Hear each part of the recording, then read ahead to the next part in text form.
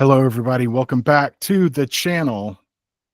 I'm so glad that you came, and you are glad that you came because you get to watch the interview with the amazing Joey Hayes live from her secret Jar Your Mind lab hidden in America somewhere. How are you doing today, Joey Hayes? I'm doing well. Thank you, Friar, for having me on. I'm excited to have you on. Yes. It's my privilege. I mean, I was a fan of your channel for years and still am. I'm still a fan. Thank you. I remember you were one of my first subscribers. You were the first one that was actually making comments, and you're so nice to me. I was like, it's got to keep me going. Friar kept me going, making more videos. No, you were great. So I appreciate that. You're very welcome, and you're most deserving of it. So what's the name of your channel? It's just my name, Joey Hayes. Joey Hayes. I think it was Jar Your Mind previously. Well, I always say welcome to Jar Your Mind. Welcome to Jar Your Mind. But I don't think my channel name was ever Jar Your Mind. Okay. I think I associate it so strongly because you've repeated it so often. Yes. You know, like a good psychonaut would to get that message through. Absolutely. Absolutely. Get it ingrained in the brain. My own. I'm trying to jar my mind, really. So that's what I was doing. Let's be honest here. I think we all try to, the people who are interested in these sorts of things almost certainly don't come at it with the idea of like, oh, I'm not trying to do anything on myself. This is just all outwardly directed. Yes. So for everybody else. Do you know your Enneagram or MBTI or? You asked me that the first time we talked. I don't know. I don't know. I never did the Enneagram thing. And it's been years since I did like the Myers-Briggs. Years. So I'd probably have a whole different answer. Who knows? Not real sure. If I recall correctly, I think between you and me, we decided you might be a 3, like a 3 would be something to look at on the Enneagram. Okay. So that's good. I mean, 3's pretty good. That's a very achievement oriented Enneagram number. Well, then that must be what it is. So I think so. I think that suits you. Did we do Myers-Briggs? I don't think we did. Like all I know is I was like INF something maybe. Probably INFJ, like everyone I know. INF, something like that. But I can't say for sure. Somehow it is simultaneously true that INFJ is the quote unquote rarest type, and yet everyone I know. No way, is it really?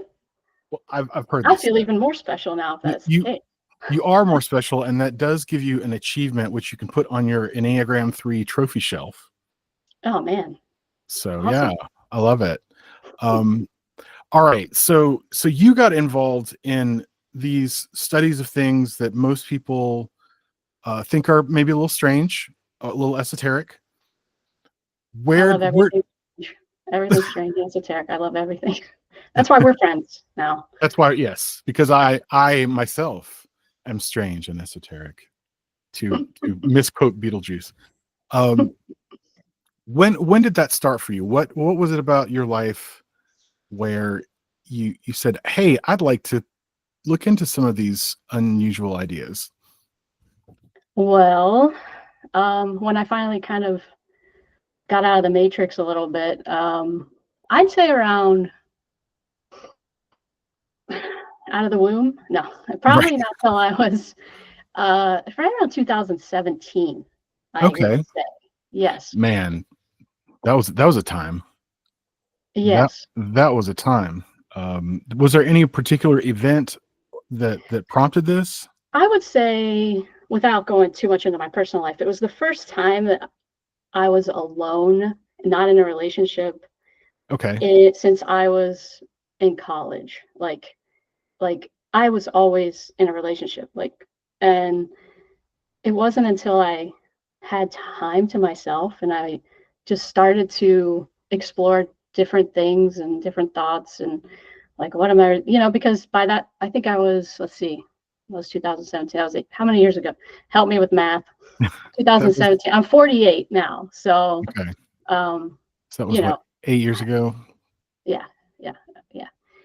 So anyway, I would say, just going right. Oh, is that the new Saturn Returns or something? We can talk about that later. But anyway, yeah. So I just felt like this liberation to like really explore things, and I don't know where Okay. it came from, other than, I also met somebody that was really helped me open my eyes to a lot of truth Okay. about the world and major events that have happened that weren't really the way we were told they happened necessarily. Okay. Sure. And that was right around, because I met her in 2000, I guess 16. So I guess it's been more like 2016. I was already kind of having new thoughts and kind of interested in expanding out of my little narrow world that I had grown up in and lived in. But she kind of like threw the door open when she introduced me to a lot of truth type things. Okay. And it Sure. just expanded from there, like, and it went into religion, and when we can get into some of that stuff. But wow, it was like, holy cow, like it really blew my Okay. mind, to say So, the least. so setting the stage, you had left a relationship, which is a difficult change for most anyone. You were at the classic, age 40. You were 38, 39, okay, yeah, sure, when I was starting to, yeah. right around there, and then you met someone who had lots of new ideas, right? Yes. Was there anything you were trying to leave behind? That because you kind of stepped through a door, right? Oh gosh, yeah. And then, so what do you feel like you left behind in terms of beliefs or ways of doing things, or anything like that? Well, Besides the relationship, the previous relationship. yeah, for sure. Well, on a really macro level, just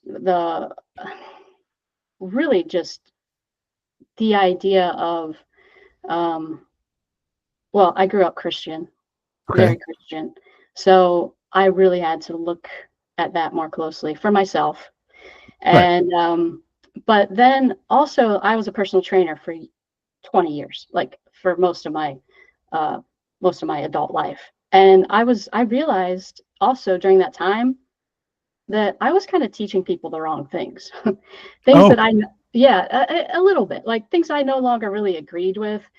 Um, so and yeah, just to be clear, personal trainer, you mean like someone who's helping someone do physical training? fitness training. Okay, fitness. All right. Yeah. But also a lot of diet. I would help people with diet and macros and counting Okay. calories. And I don't believe in any of that anymore. So, I mean, you're talking like anything that I used to believe in, almost all of it has changed now. All With right. like from basic things like exercise and nutrition, to which was my thing that I mean, I'm not saying all of it was bullshit what I was teaching Right. and helping people with, because a lot of it was great. But you know how I affected people the most was listening to them talk while they worked out. Like Right. it gave them, there's this thing that happens when people are working out, that there's such a dopamine release and a feel good chemicals are released, that people tend to open up and really start to Oh, share. And I became friends with a lot of my clients, and because they confided in me with things, and so that was just so rewarding to me, that part of my job. And that's why I did it for so long. okay. Um, but the actual, some of the stuff I was teaching them, with diet and stuff, I kind of was like, man, I don't really want to do this anymore. Like, so I was at that stage too, at that age where I was kind of going through this midlife, like maybe I need to change my career. Maybe I want to get more into mindset and psychology type stuff. Okay. So that's where the shift really started to happen. So All right. So you were doing personal training and you discovered that there was a dimension of it that you really liked more than the rest of it. yes, more Okay. the mental side of it, connecting with people on that level. Yeah. And I mean, exercise was a byproduct and absolutely healthy, but yeah. I think that's awesome. Yeah. I think now I'm going to make my clients like do a lap first. You should. It does. That's why I'm Yeah. standing up, because I feel it gives you a little more energy. It gets my brain a little more turned on, just to be, Okay. yeah, A little more jarred. Exactly. Exactly. Okay. Yeah. So you started the shift, right? and you had this person in your life who was clearly a very strong influence, and showing you things, and you were like, okay, wow, this is, I'm seeing a much larger world now. Where did you start? Now you started your channel. If I were now, I didn't cheat. I didn't look back. It's okay. I think you started your channel in the manifestation space, as I recall. I did. My first couple videos, like nobody has seen them. They're still up, but they were kind of more using poems that I had written, and I made videos, but they were kind of mystical, like kind of mystic in nature. And what happened was, you know, Nevolution? Yes. Nevolution? She saw one of my videos. Like, I don't know how. I can't remember the whole thing. I think I commented to her on one of these Neville.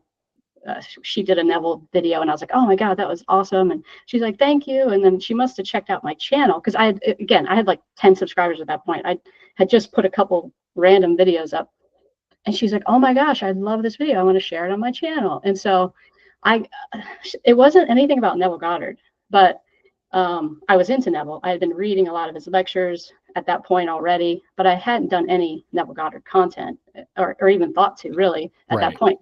I don't think. My memory could be a little wrong, but she put that up, and I had a lot of people from her channel come and subscribe. So I started to do Neville. Maybe I had 1 or 2 Neville videos now that I'm looking back. I think I did some readings. That's how it started.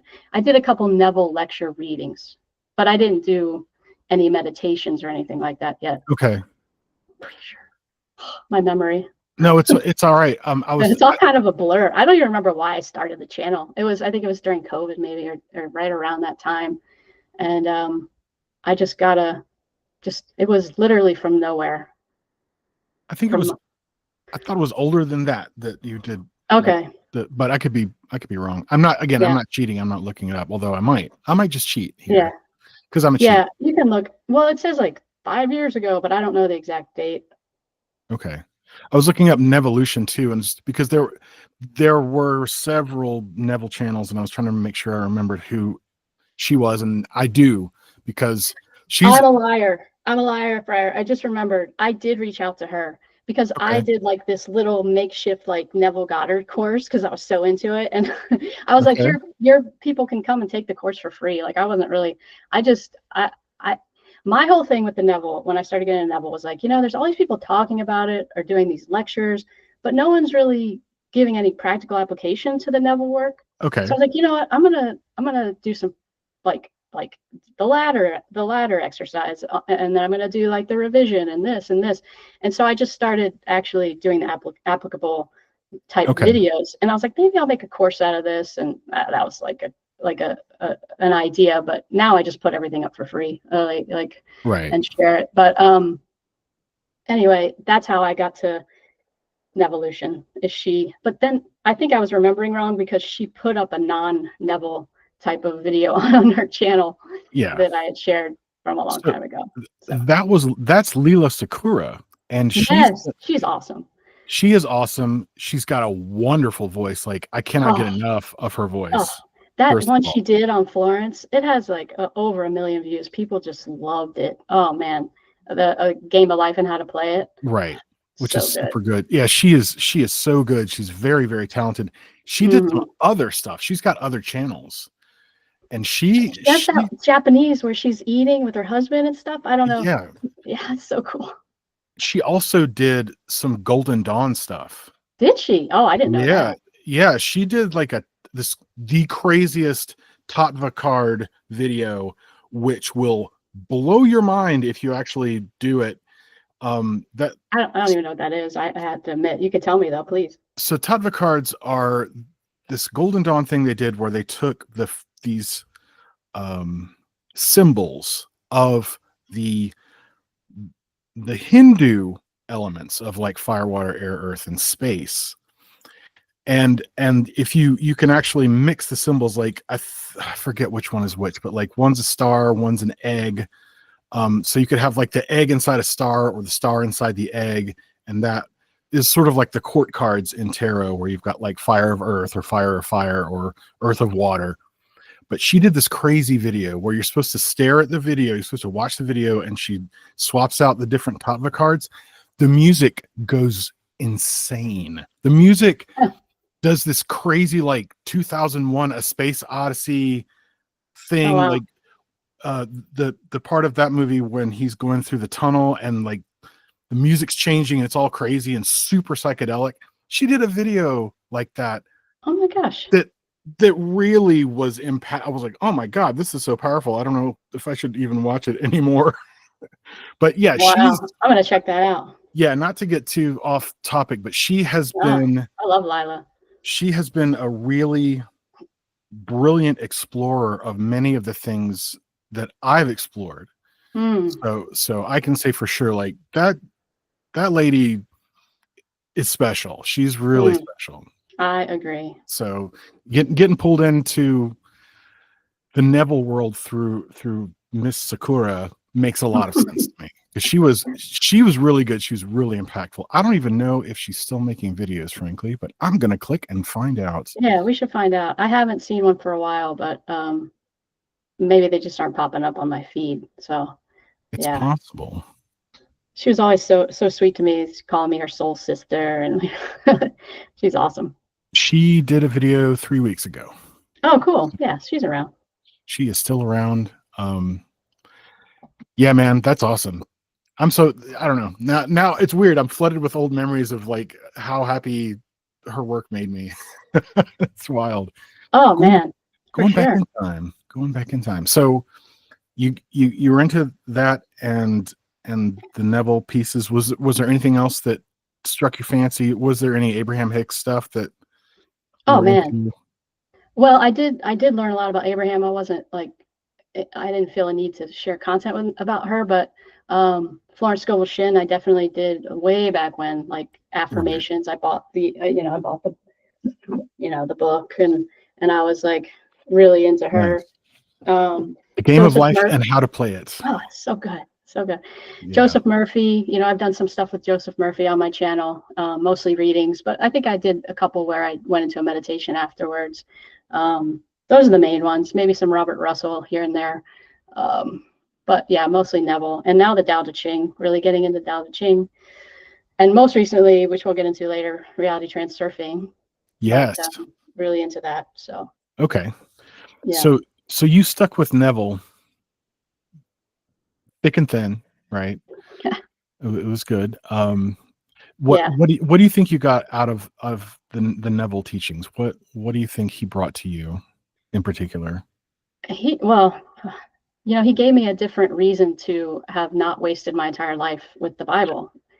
Okay, that's fair. That's fair. I mean, I love the Bible. I love Jesus. I love the concepts, but now I see it in a whole different light. And Neville was able to show me that in a whole new way, in a creative, imaginative way. Yes. And so it made it like, instead of becoming like bitter and like, oh, I was told all these lies and, the church is evil or something, like it became, no, how can I use everything that I've learned throughout my Christian experience growing up? And how can I use that all for good, right? How can I use that and take the awesomeness out of it? And Neville was kind of my first step towards really doing that. Okay. I have heard it said that there are certain esoteric orders like the Martinists and of course the Golden Dawn who helped people to reclaim their Christianity on their terms. Right. And that was certainly true for me. Yes. Because the sort of exoteric, not especially super great experiences that I had with Christianity were enough to make someone just throw the whole thing out and just go, you know what? I don't want anything to do with any of you. Yeah, at all. It's easy to do. But these much more esoteric ways of looking at it, or I guess a better way to put it is to see the esotericism that was inherent in it, which generally gets ignored in the exoteric systems, and to see that, oh, there is value here. Absolutely. I found that to be very helpful. Learning Kabbalah gave me an absolutely different appreciation of the Old Testament, for example. And the New Testament is quite a bit more esoteric for me. In the bits and pieces that I especially appreciate would be sort of the esoteric Jesus, the Christos kind of thing. So yeah, you know, when Yeah, you taught me about Exodus the other day. I was blown away. Oh yeah, Shemot, the names. Yeah, it's a whole other thing. It's a whole other trip. I haven't studied a lot of Kabbalah, so I mean, you really have been opening my eyes to with some of our work together. A lot of that stuff and the Right. 75 angels, help me. 72. 72. All right. 72 Okay. angels. 72. Yeah. Yeah, man.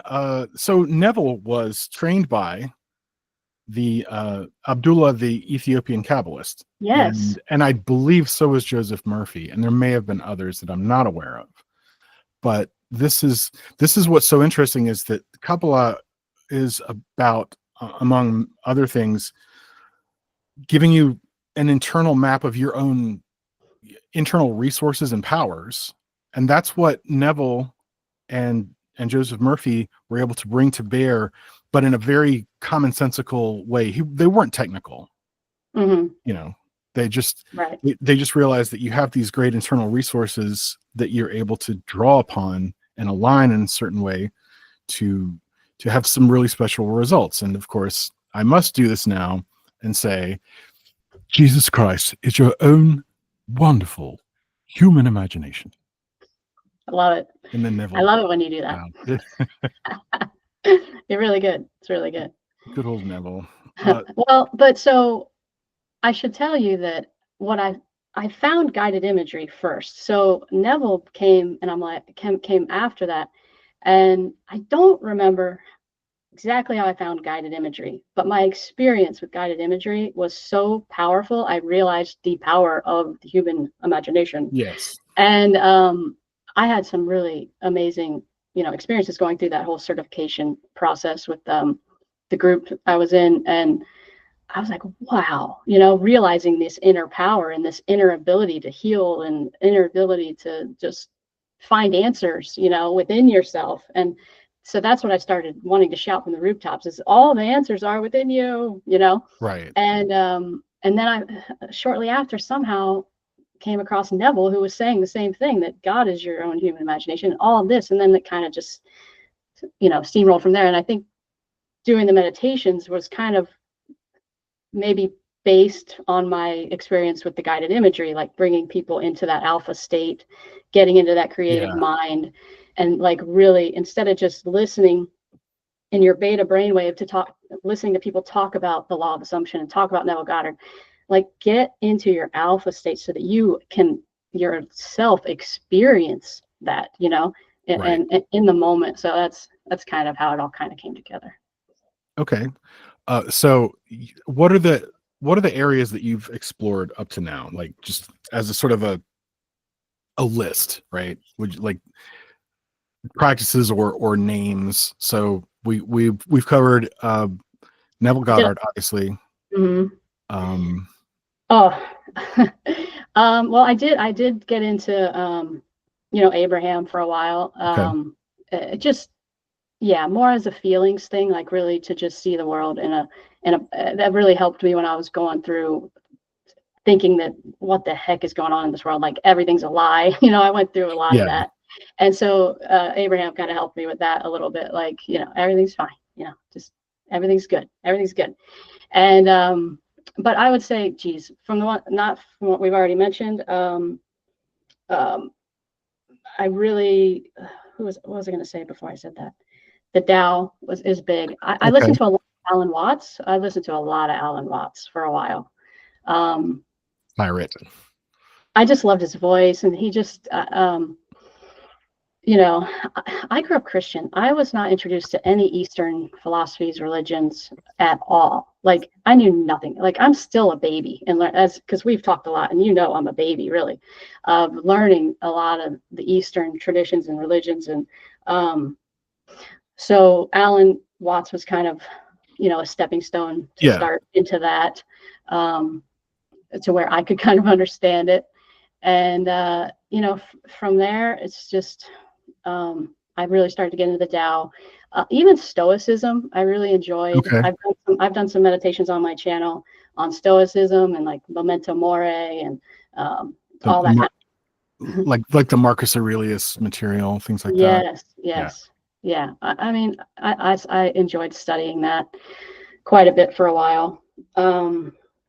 And just like I said recently, reality transurfing has kind of culminated a lot.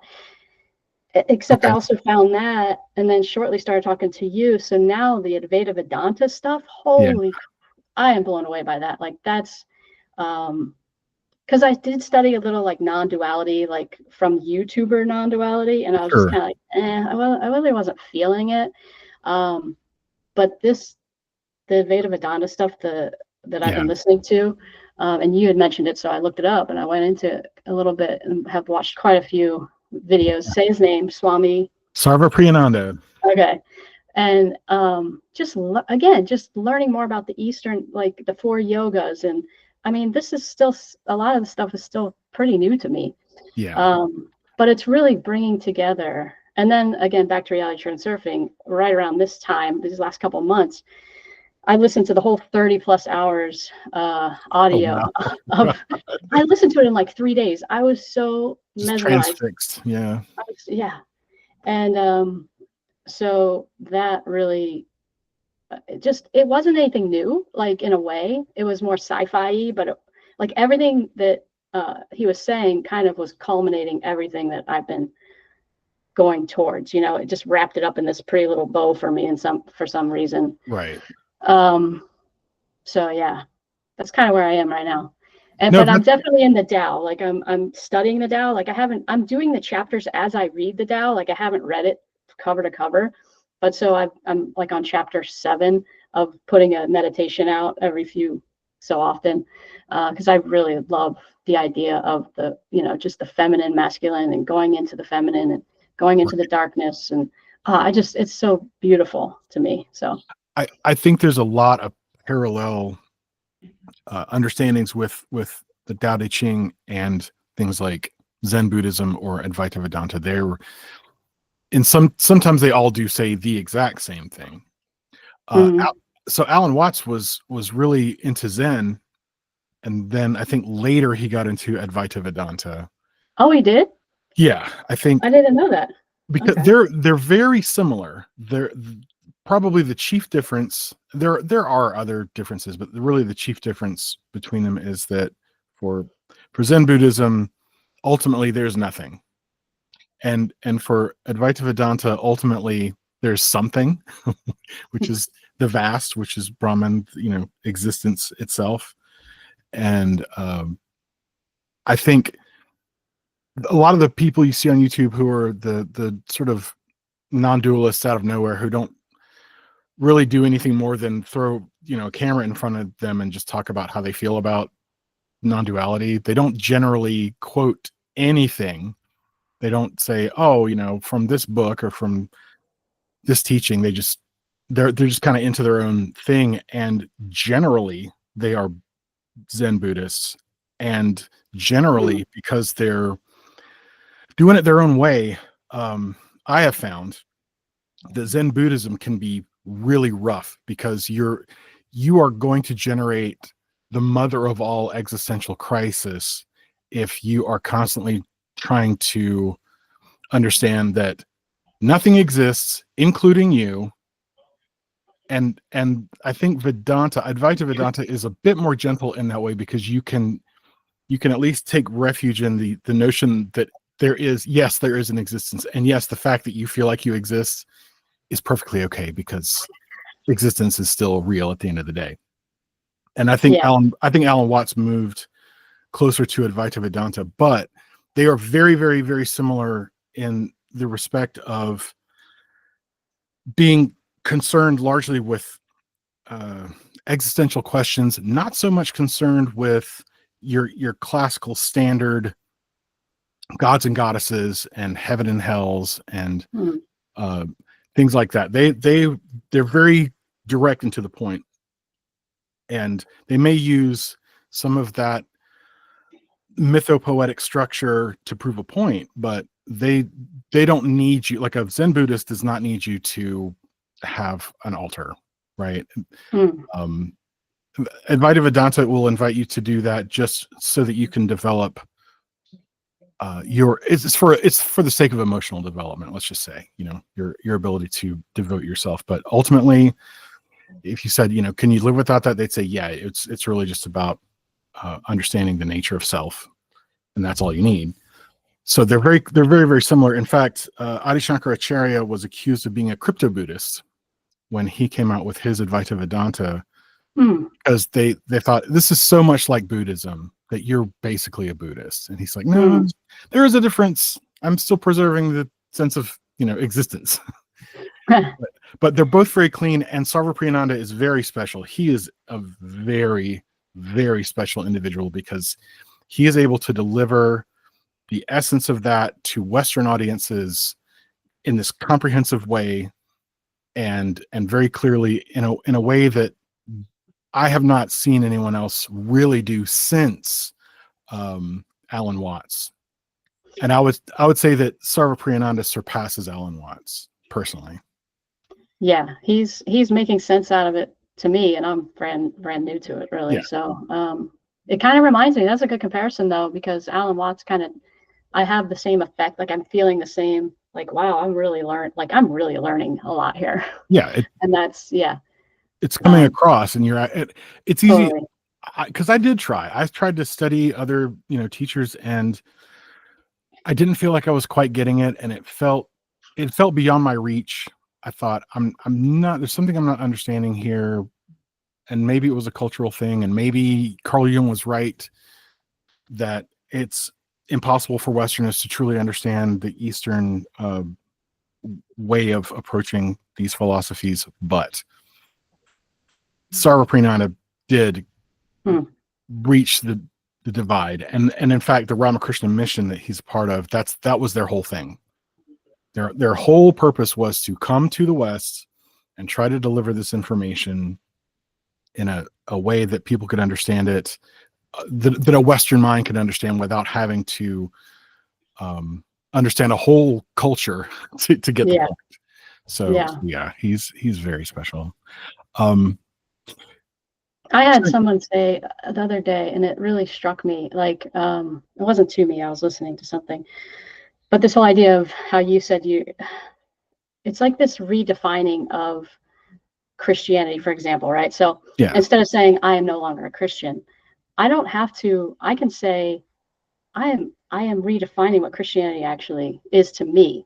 So it's just that idea of the social engineering and the shaping of our thoughts, where we have to step away from what we, certain things, even if they're true to us, just because we're like, oh, we can't be grouped in that, right?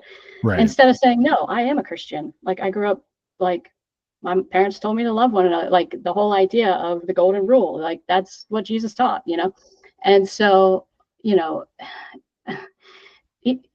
spreading that word, it's powerful, and it's just I'm searching for words because it goes both ways too. Like he was coming here to the Western world to teach his things, but at the same time not say like, oh, your way is wrong, or it's just, I don't know, it's just trying to understand where you are in this world is what I've been trying to do. And when I started to realize that Christianity wasn't what I thought it was, and I had to really find my way back to it without being really, really cynical and mad, and I found it in what we have talked about, which is where a lot of religions and thoughts and spiritual teachings can agree, and so that's what really, what I've come back to again and again, and the whole idea with Advaita Vedanta is all about knowledge. Generally, yes. Well, you can tell me more, but I know that a big part is, and I just didn't know what I didn't know, so and I feel like I can I feel like it truly is just empowering to just keep expanding your perspective, you know. Oh, for sure. That's where I'm at. Just trying to, and now it's like, now I want to study the Kabbalah. I want to study more Advaita Vedanta. Like it doesn't end, you know. I just want to keep growing. And I wanted to talk about what you told me when we first had a conversation about that I'm a seeker, right? Right. You're like, yeah, you are a seeker, and I am, and I've totally agree. But there is like some part of me that deep down knows that I am awareness itself, right? Like, there's a part of me that knows that. And I think I found that out really at the start of doing that guided imagery and I was blown away by some of the experiences I was having. And then from there, it's just been, you know, but like you said, the Veda Vedantas teach, like, you know, have something to pray, you know, what do you call it? Just have an altar and things like that, because we are living a human experience. I mean, you know, and we should embrace that human experience. And so I don't know, I lost my train of thought, but the path of learning, the path of knowledge. Yes, the path of knowledge. And I just, whenever I learn something, I want to put it on in a video, you know, just to share it. And I just want to, you know, like, let's do a meditation on this, you know, and because I need it as much as everybody else. But I think having been a trainer, you probably have an instinct to not just letting knowledge be knowledge, but to try to make it practical and say, hey, let's do a thing with this. Like with your Neville work previously, where you're like, hey, let's turn this into an exercise and let's do something with it instead of reading it and going, oh, that's really neat. I like that idea. Okay, well, I guess I'm done with that. Exactly. Sure. Yeah. Do you find that you're able to do that with reality transurfing? Well, I'm super new to reality transurfing, but I was so blown away by it. I threw up a whole free course on YouTube. Like, just there's 10, and they're all short, like 8 minutes, but it's like it goes over like the main topics of reality transurfing. I'd say like the thing that really got me the most was the pendulum idea, and from there it's kind of gotten deeper. But just, you know, I've been on so many pendulums, and I would say that's the awakening process, is getting off major pendulums that you've been on, and you know, good or this idea that it's a bad or good doesn't matter. It's just what is taking all of your time in your life. You know, what are you spending your life doing? Is that something you want to spend is it your idea, or are you just on this pendulum? And there's a way in which I see the whole idea of excess potential, right? Which is involved with the pendulums. In some ways, it reminds me of detachment, and in some ways, it reminds me of sort of the Tao Te Ching, like the way and the flow. Yes, it all comes together. That's what I'm saying. Yeah, I do see elements of that. Yeah. Yeah, you know, be in flow with the Tao. I mean, the Tao is probably almost my favorite. I wouldn't say that. I can't say that for sure, but it's just, I love the idea of getting back to nature and being in flow, and you know, Vadim talks a lot about the excess potential and importance, like not putting so much importance on one thing. But yeah, it's great. And you introduced me to Owen, and now I'm in that school, which is a really great school, the reality transurfing school. That's fun. Yeah, there's a lot of great people in there. That was something he really wanted to grow. Bootsy Greenwood. Bootsy Greenwood. It's doing well, I think. It's growing, and there's a lot of activity in there, and it's fun. It's really fun. He is. So he was a guy who had been looking at a vast number of things, you know, as a seeker, and he decided relatively recently, I guess in the last year or two, that it was his number one thing, like the thing he's going to do is going to be Vadim Zeland's reality transurfing. Yeah, it's good to zone in, you know, because it's like you're all over the place, and as fun as that is, sometimes that focus can just really take you places, I think. I agree. Focus is really, really good. So I also knew a dude, the Nematon. That's what he goes by on the YouTube. What Nematon means I think it's a sacred grove of trees. So he got into occultism, if you will. Although he actually started out as a Freemason, young guy. And then he got into the Tao Te Ching. That was his entry into like the larger mysteries. And then he did ceremonial magic stuff. And now I think he's super duper into Kabbalah. Okay. Like that's his thingity thing right now. So yeah, there I'm not going to say it's a limited set, but it's interesting to me that there seems to be this set of things that people will end up encountering, right? Like the Tao Te Ching, the Kabbalah, some brand of Neville Goddard flavored internal process. I guess new thought would maybe be the best way to describe it. So your Abraham Hicks, your Joseph Murphy. I went NLP for a while, self-concept model. I did this 1.5 year long thing, but I honestly wasn't that committed to it because I don't know, I don't know what it was. I think I missed the spirituality aspect. I'm not sure, but it was systematic, more mechanical. Right. But fascinating but much more mental in practice, right?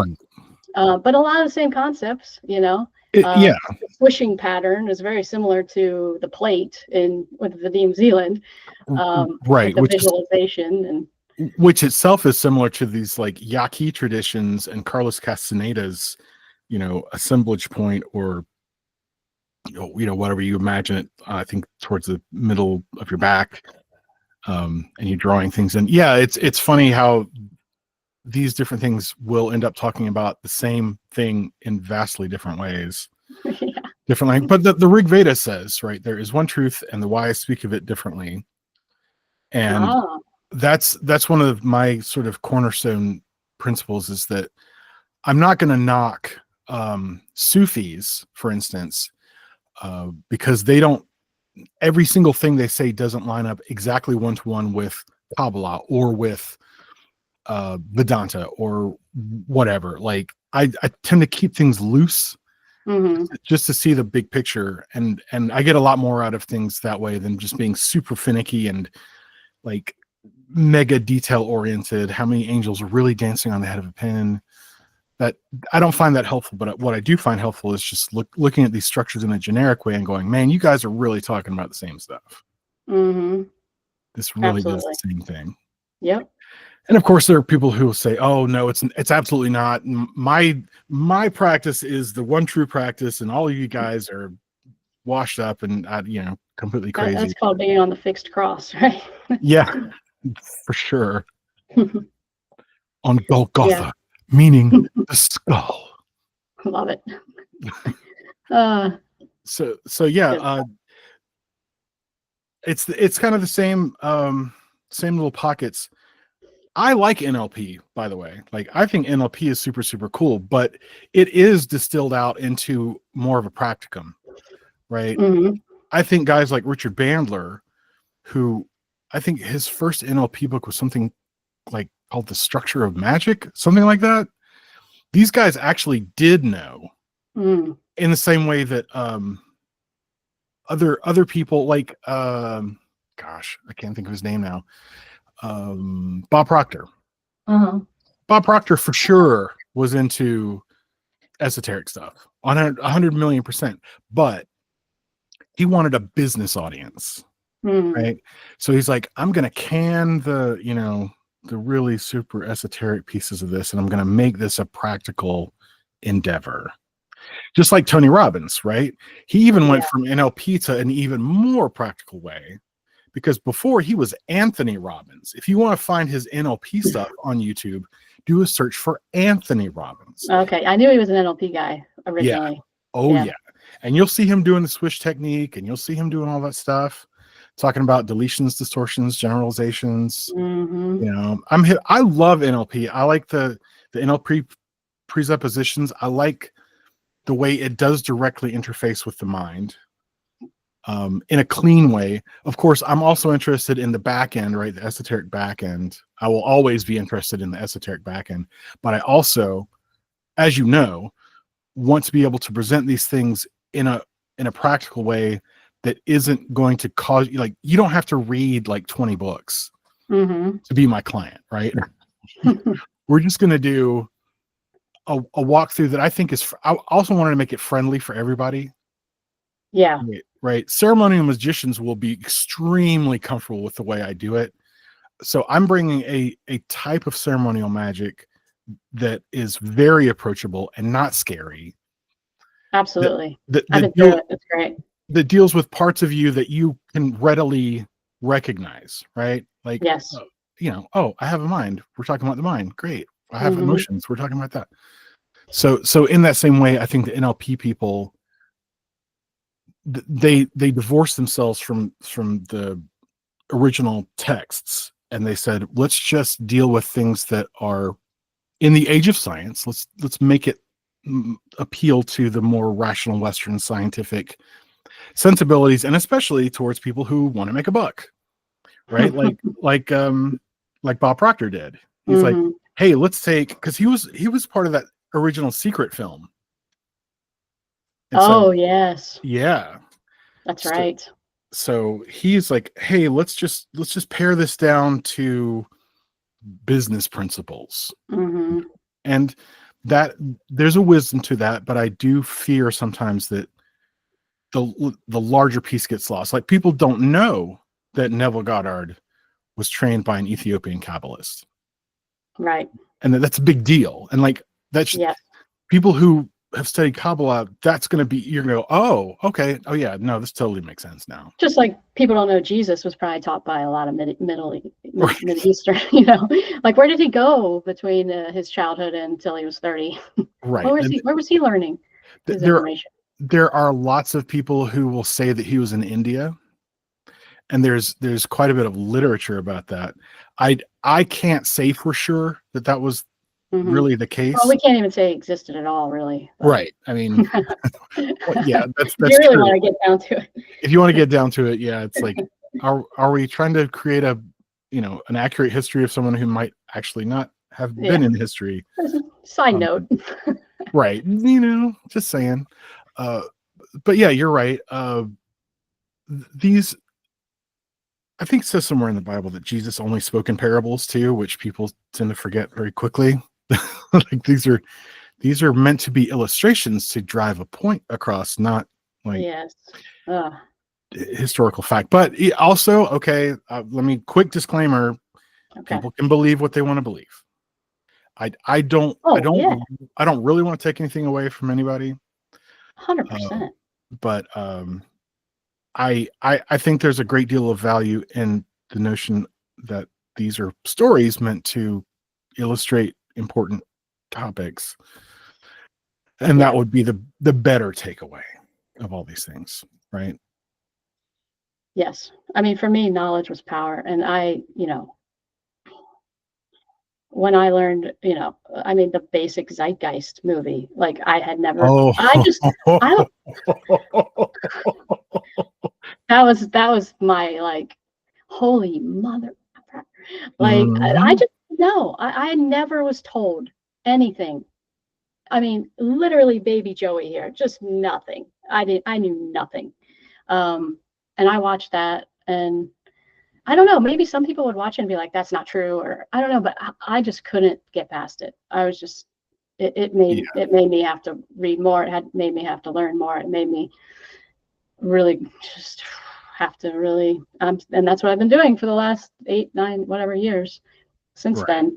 Since that was one of the first things, it was just a culmination of things that was just like, swung the door open, Oh yeah, because there's, how do I put this gently? The reality that we think exists, right? This very thin veneer of civility and rules and norms, and it's all very nice, and it's all super great. You can tear through that especially now, very quickly and go, oh, underneath this is this crazy world of wild things that are happening that you are insulated from, or I guess were insulated from, because it's all, man, this stuff is like pouring out of every seam, pouring out of every corner. Like people are starting to figure out that the world that they were led to believe existed never really did. It was really just sort of a movie that they were being fed every night. And that is super extra over. And there are people, I mean, bless them, my baby boomer parents still have this assembled version of reality that is it's very neat and clean and cut and dried, and everything makes sense. And we are, thank God, I guess, for them, in so much as they have that stability, that belief, because it is a belief, right? They believe in a nice civic society that is just nicey nice, and they would never good. do anything to hurt you. Yeah, no, and the drug companies are nice, they're just trying to help you, and government's nice, they're just trying to help you, and it's all very good, and everything's fine, and it's like, God bless you. Go ahead. Yeah.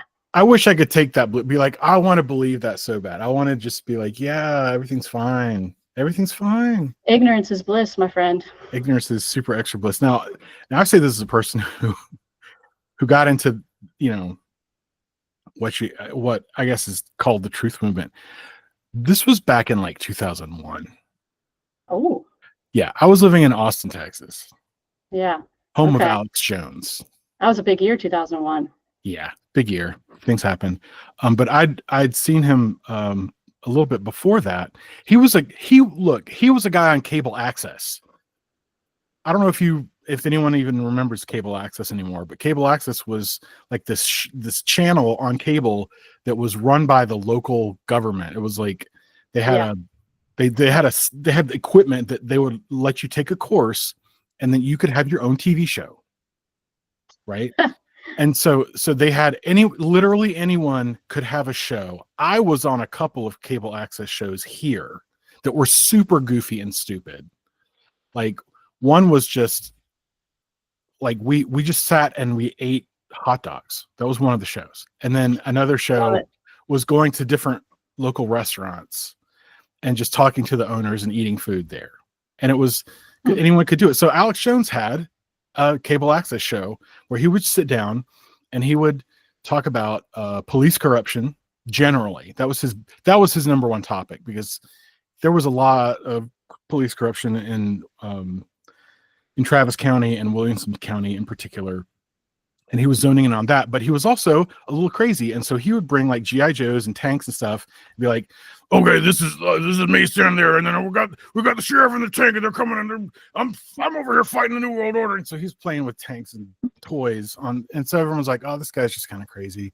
So then we'll watch the next show that came on cable access might be a guy just like smearing enchiladas all over his face. You just never knew. So Alex Jones was not considered to be anything special, just sort of a weird dude until 2001. And because he said, this is what's going to happen. And it happened basically exactly the way he said it was going to happen.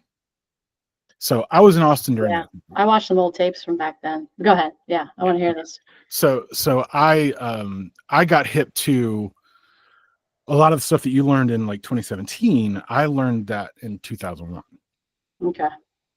And I was, it was really something. It was kind of overwhelming. Yeah. And I'll go ahead and say, for the record, too much of that kind of information at once is not good for you. It can erode. It's painful. It's painful, and it's too much change. It's too much of a paradigm change too fast. And it really wasn't good for me. And it remained not good for me for some time. And then Freeman Fly, who was part of that scene, I don't know if you've seen him, any of his videos. He's on YouTube. Interesting guy.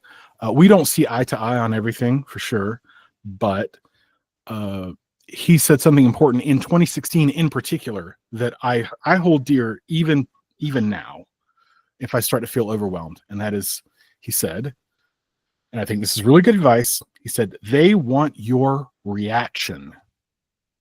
Don't give it to them. It's good. And he was right. He was right then. He's right now. Right now. Yeah, because these not so great people will shake the tree so that you'll freak out and be steered and herded into the direction they've already laid out. They've already laid, the path out for, oh, this is where you want to go. Scary emergency.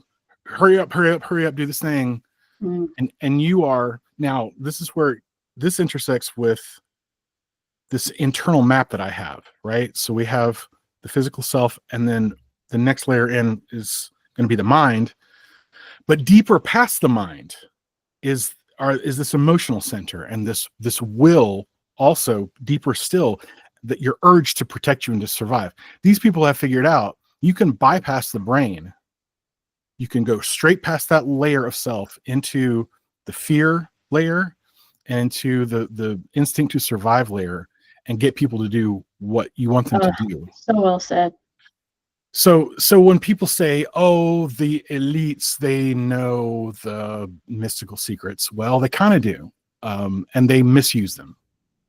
So when they create this horrible emergency and give you the hurry up, they know that you're in those deeper, more primal parts of yourself. Yeah. That bypass the brain entirely. Yes. And that is a misuse of esoteric knowledge. So I'm giving away the game here, people. I'm giving away the secrets. I love how you put that in words. That was just perfect. That's exactly what they're doing. That's exactly what's happening. Because I'm tired of these scumbags. My inner Alex. Oh yeah, Alex Jones. Wow, what a character. Yeah. Yeah. So anyway, interesting sidebar. Well, and you had said it's too much too soon, and that's what I went through. Is not only was I deconstructing my religion to a degree, but then I found out about that stuff 2001 and more, and it was just like, holy, my brain is blowing up. I don't know what to do. Yeah. And right now, that's what England is going through. They are figuring some of this stuff out the hardest of hard ways. The Fabian Society of 1884 is they finally started talking about it. I'm like, I've known about this for 25 years. And now they're finally like, oh, now it makes sense. Now we understand why our government is hell-bent on doing things that are demonstrably bad for this country, because they're not who they say they are. They were actually a construct of this Fabian society. Uh-oh. And it's like, yeah, it's really quite late in the game for you guys. But I digress. I do worry about the people of England because I have friends there. So yeah. But yeah, they're kind of having the too much too soon, because that whole veneer has cracked for them in this big way. And they're like, oh, I can't handle all the beliefs that I've had that kept me going, that kept me living my life. Yeah, such traditions crumbling over there. Yeah. They're just like, it's been a lie the whole time. Yeah, it's been a lie the whole time. Sorry, guys. So wrapping myself back up with the great words of Freeman Fly, don't give them your reactivity. And this ties into Kabbalah too, because according to certain Kabbalists that I do trust, and believe me, there are many opinions. When you start to study Kabbalah, you will discover very quickly there isn't just one Kabbalah. There are different schools, there are different traditions. Some of them don't agree with each other, but a very useful thing that I was taught was that Satan, Hasatan, Satan is your own reactivity. Okay. So interesting. Okay.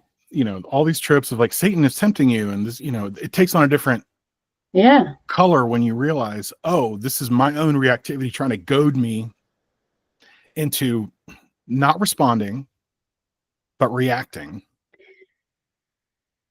When you say there's different Kabbalah like practices, or how would you steer someone towards just learning?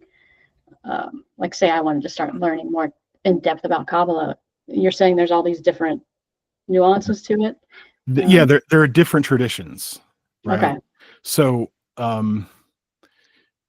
the tree of life that you generally see, right? That was something that Rabbi Isaac Luria came up with. There are different trees of life, and people don't realize it.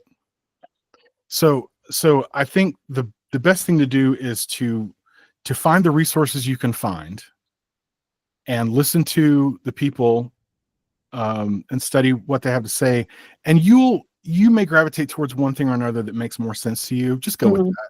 Just go with that. Yeah.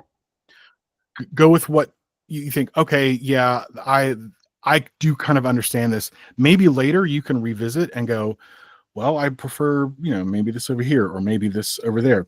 But there's what it is. There's just different Kabbalists, right? Kabbalist is a title. Okay. Like, I would not claim to be a Kabbalist, because that's like claiming to be not quite a pope, but like a bishop, right? I wouldn't call myself bishop just out of nowhere. Although I do call myself friar, but that's a whole other problem.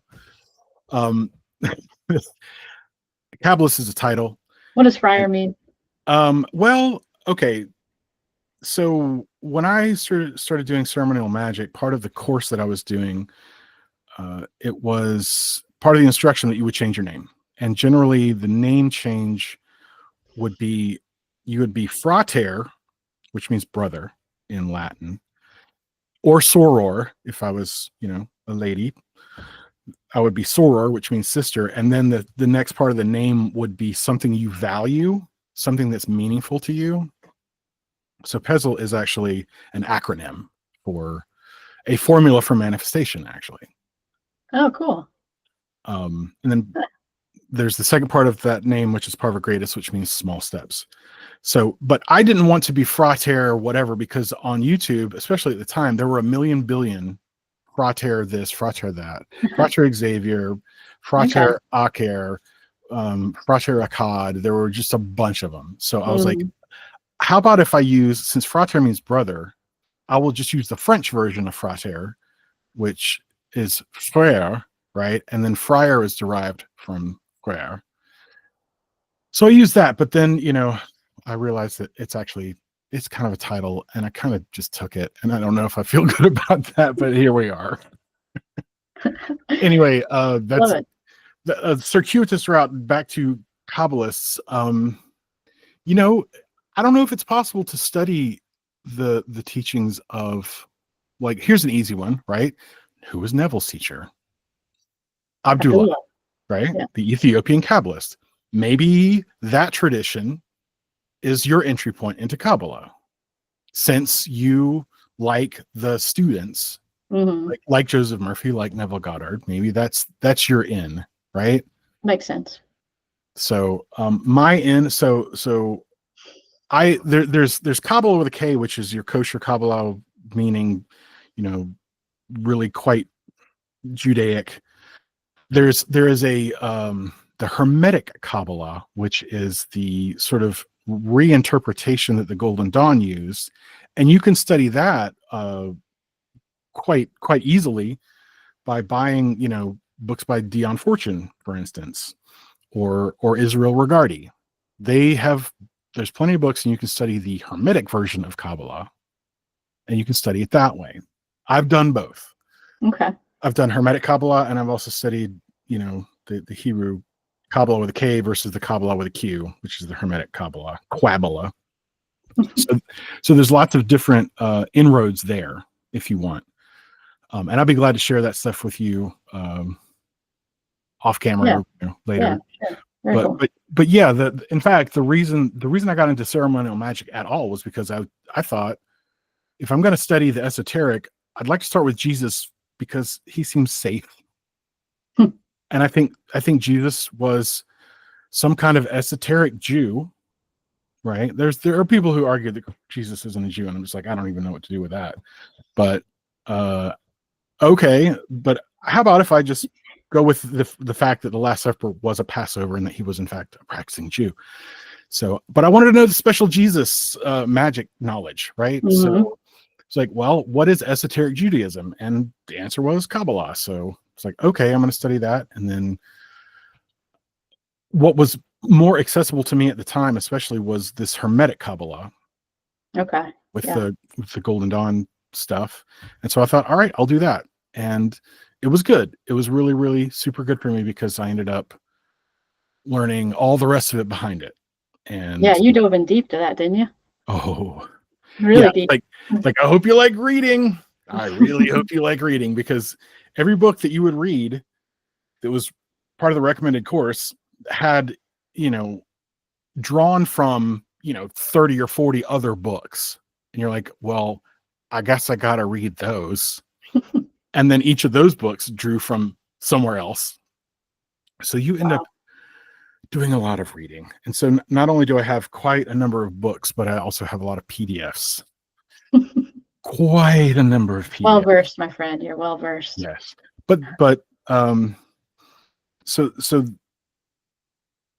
I do see, because I've read all this stuff and because I've studied it and done quite a lot of work of various types, not just reading, but actual ceremonial stuff, writing, learning Hebrew, doing all kinds of focus meditation processes, structured programs. That's what's helped me to realize that the Rig Veda is right. There is one truth, and the wise speak of it differently. Because if you learn enough, you start to realize, yeah, these people are talking about the same thing. So Totally. I think you've come to probably discover that too. 100%. If you were going to do an Owen, right? If you were just going to cut it down to one thing, Oh man. what would it be? Wow. That's a heavy one. Wow. Right now, the quickest answer for me would be the Tao. Okay. The quickest answer, because I think it's simple. It's very simple that we are nature. We're part of nature. We're all on. But I'm telling you, reality transurfing's throwing me for a loop. I mean, I don't know. Again, just this culmination. And when I started this kind of journey, I was really into the mental stuff. Like I read some books like Thinking Fast and Slow, and really getting into psychology of things. So I had that more mental, and then I was, into the spirituality of finding what am I going to do now that Christianity's kind of, what am I doing with this? And it seemed like, and then everything we talked about, but then the reality transurfing, it's kind of brought it together, the spirituality and more of the mental. Okay. In my mind, for some reason, it kind of brings it together. But man, I'm telling you, I just feel like I'm still just a fetus, right? Still growing. I mean, just learning the Advaita Vedanta and not even having read the Kabbalah yet. Like, I still feel like I couldn't pick one, but Tao is the easy answer to me, because I think it just engulfs everything. And I'm very abstract. I just love to just just when it all comes down to it, just get quiet with yourself, and Right. just be in the darkness, be in the stillness, and that's really where all the magic is. Yeah. Go into the silence. Exactly. Yeah, which I really do think that's sort of where Neville was going with that. Yeah. Right? The culmination of the Dantic meditation that I do on a daily basis culminates in what you might call the Tao, right? It's just plunging into awareness with no thoughts, with no attempting to name things, right? You just look at the world for what it is. Mm-hmm. Don't try to interpret it, and just literally just try to exist in awareness, right?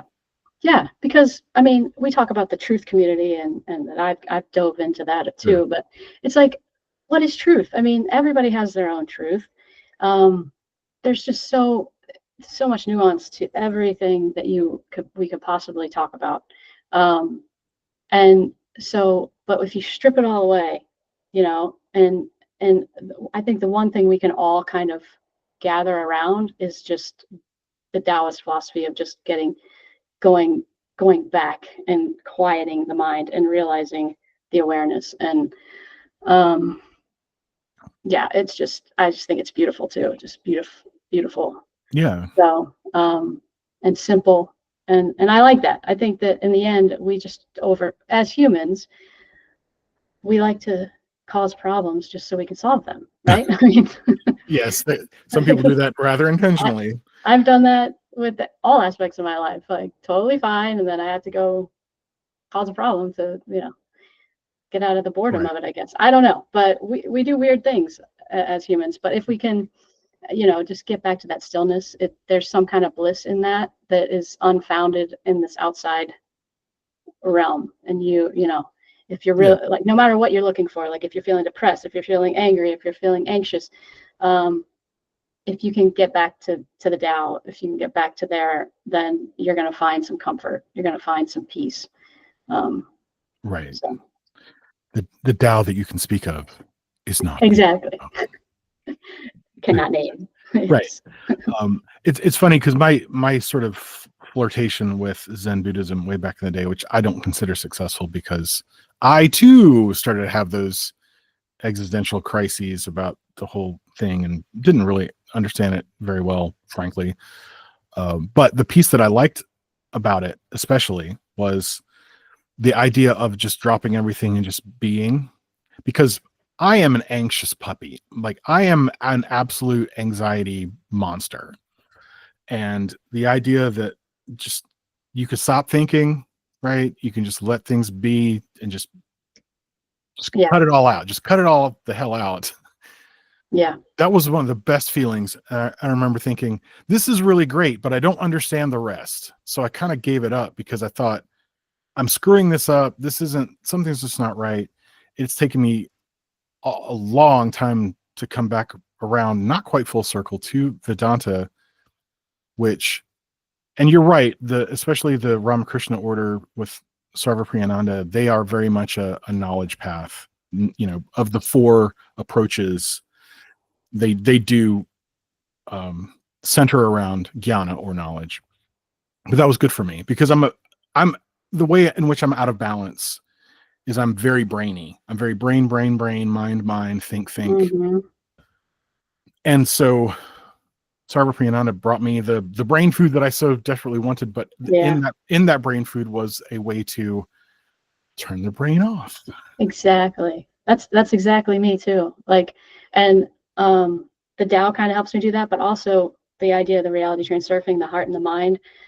Just and my work with you, a few sessions doing our imagery work of getting my heart to getting my mind to step aside, and let the heart kind of come through, has been really transformative. Like especially just going through, like you were saying, when it was way too much for you, everything you were learning, then I kind of went through that. And so I think I pushed my heart back and just needed to learn, like, what the heck, like there's so much to life that I know nothing about. And then my heart kind of was taken back here, you know, just, and it kind of jaded a little bit maybe. And now I feel like it's coming back to the forefront a little more, you know? Yeah. And I'm trying to get that balance, and reality transurfing talks a lot about that, is they both need to be agreeing with each other, you know, for you to get on that choice, for you to make those choices and be on that path, you know, that's your best path for you. Right. So, yeah. But then going deeper with ours, and not deeper, but just the idea that even that is not who we are, you know, it's just how we're living our life. I mean, we're outside here, this observer of, and this pure awareness at our core. So yeah, it's pretty amazing. I think one of my big breakthroughs in esoterica in general was this realization that when people were talking about the outside, right, they were talking about having visions, like, okay, Ezekiel and the visions, right? And it's written as though he's seeing them on the outside world. And so people say, oh, he had this vision of like the wheels within wheels and the eyes. And I studied lots of classic esoteric Jewish texts, and I came to realize through the study of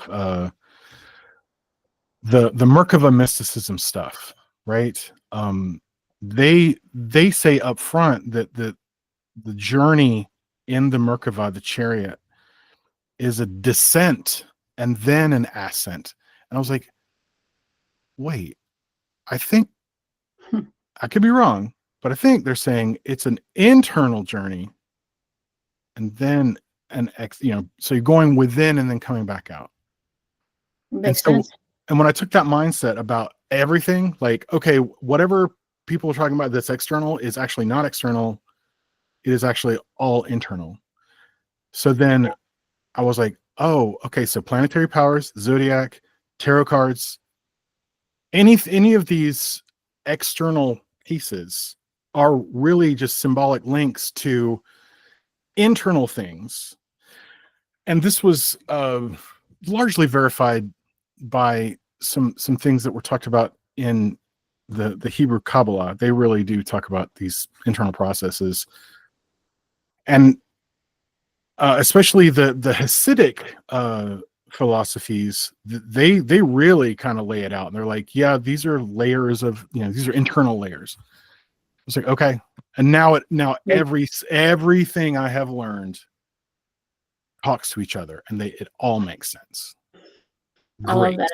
Yeah. Which is why, as you know, I structure my client work as that internal journey to the center of self, which is where the throne room of God that's spoken about is, right? Surrounded by the four, the bull, the lion, the eagle, and the man. Those are the color bodies. Yeah. It's the same thing. It's great. So I'm super glad, by the way, let me just say right up front, I'm amazed to have you as a client. Like, that to me is just awesome. Like, I am thrilled that you decided to trust me. Thank you. Thank you.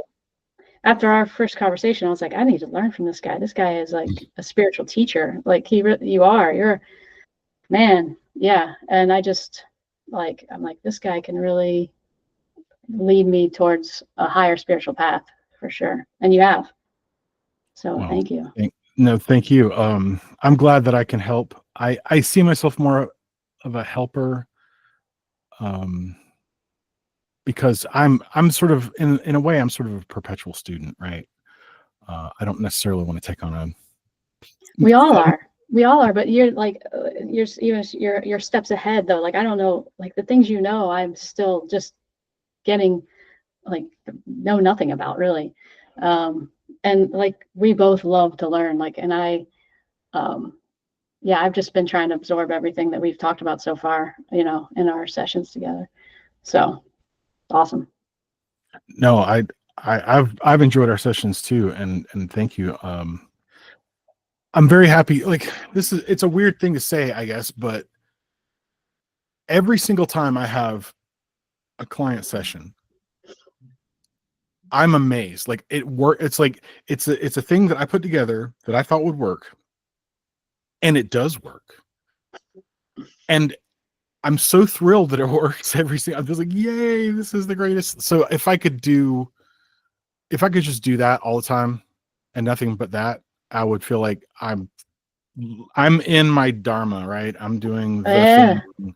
Well, when you told me it was similar to like a guided imagery thing, I was like, oh my God, I'm in, because it's so powerful. Guided imagery, imagination. That's why I love Neville, all that. Your imagination is amazing. And the things that it can bring to you that you never knew were below the surface of yourself. That's why when people are in, having trouble connecting with themselves or with other people, it's just because I think we're just living too much on the surface, and if we just give ourselves that time to go within ourselves and see what's there. There's just, everything is already finished. Like everything, and as Vadim would say, every choice is available to you, right? But even further, like everything is there. It's just right there. You just have to be willing to be open to the idea that it's in here, not outside of you. And man, the things that you come up with in your imagination, that it's like artists, you know, that create art, and it's like, where did that come from? You know, they'll probably even, I know when I do some of my meditations, I'm like, I don't even remember doing that. Like, where did that come from? I was in a creative state when I did it. I don't even remember doing it. It wasn't really me, you know, this beta state Joey, it wasn't her. And you know, that's why you know, we have become such a society of consumers instead of creators, and or it's leaning that way. We need to get back, you know, to try to get back to our creative selves, and because we have so many gifts within us to share that are just waiting for us to bring them out, you know. Oh, absolutely. So genius, right, and genie are basically the same word. Oh my gosh. Yeah. And demon, which is a you know, obviously not a lot of people's favorite word, and daimon, which means genius, is the same. So when I, you know, if you read the Book of Enoch, which is part of that apocryphal literature that's not, you know, in the Bible traditionally, I think it is in the Ethiopian Bible, but the Ethiopian Bible is enormous. It has all the books in it. Has them all. Yeah. Didn't cut any out. In the Book of Enoch, when they talk about the Watchers descending on to the human population, and that these the spirits of the air came, and they were, you know, what did they do? They bred with the women of earth and created giants. But also the piece that I think people breeze past is that these intelligences taught humans how to do things, right? They taught them to work metal, and they taught them to create weapons of war, and they taught women how to create makeup. So to me, it's really clear. It's like what you're talking about is these inspirational intelligences, these muses, if you will, which is a much better term, I think. So, you know, we talk about the muse and something that inspires. These were just, you know, internal intelligences that inspire people to do things and to be creative. So they're describing it in this way, and I think it's actually a quite useful way to look at these things. And yeah, these creative urges are internal.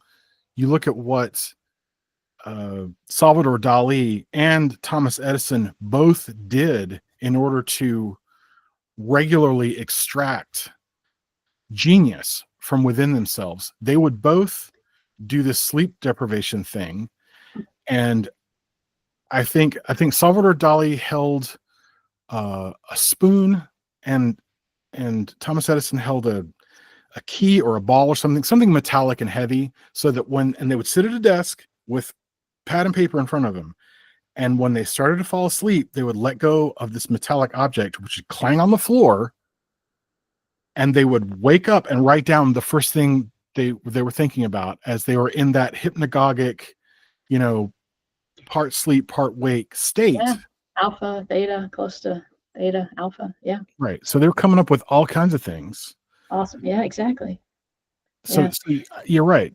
I just watched this documentary called The Divided Brain, and it's a documentary on YouTube. It's like, and it's about and the guy that's doing the documentary wrote this book, The Divided Brain.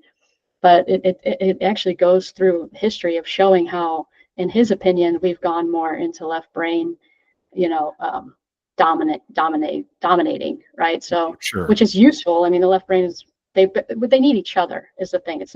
They're not separated.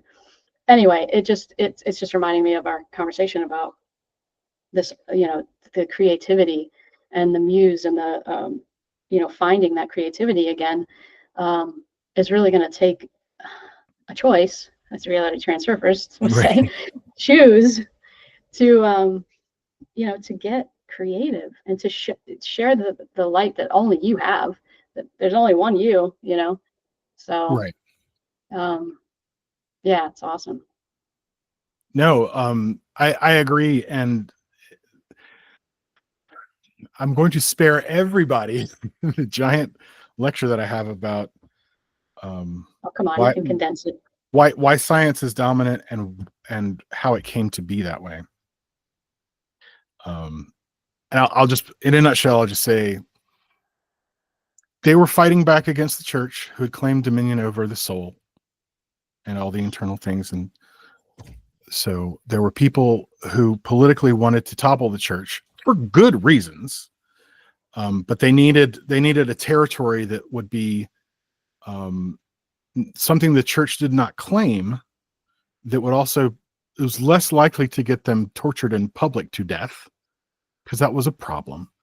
So they basically claimed mathematics as their god for all other intents and purposes. And that was something that the church wasn't as interested in, right? So that was territory they could claim and then push back. And they won, obviously they were able to push back. But now that we're left with this problem of this worship of this abstract thing called math, which is a fine thing, don't get me wrong, but increasingly math has become the one true god, if you will, of scientism, forgetting that math is intended to explain reality, not the other way around. Oh, I like that. Like, reality is reality. Math is an abstract language that is very handy for explaining lots of things, but it is not the actual reality.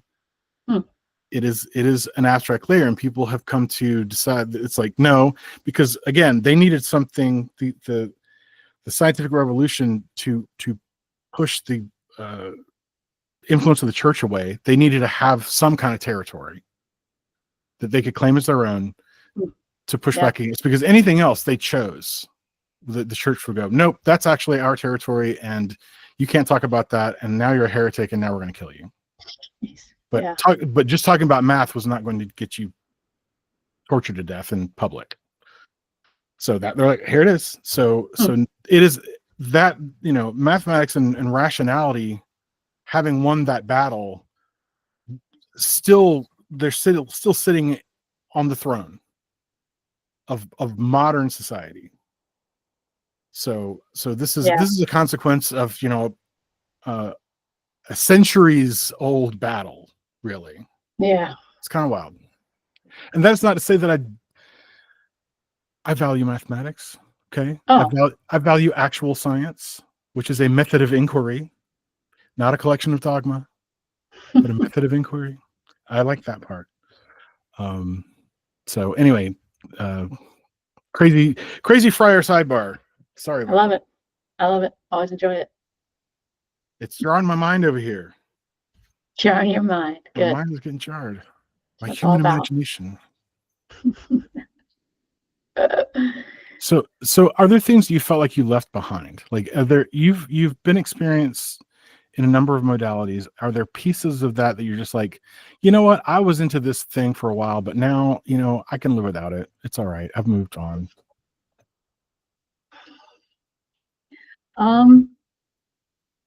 Law of attraction.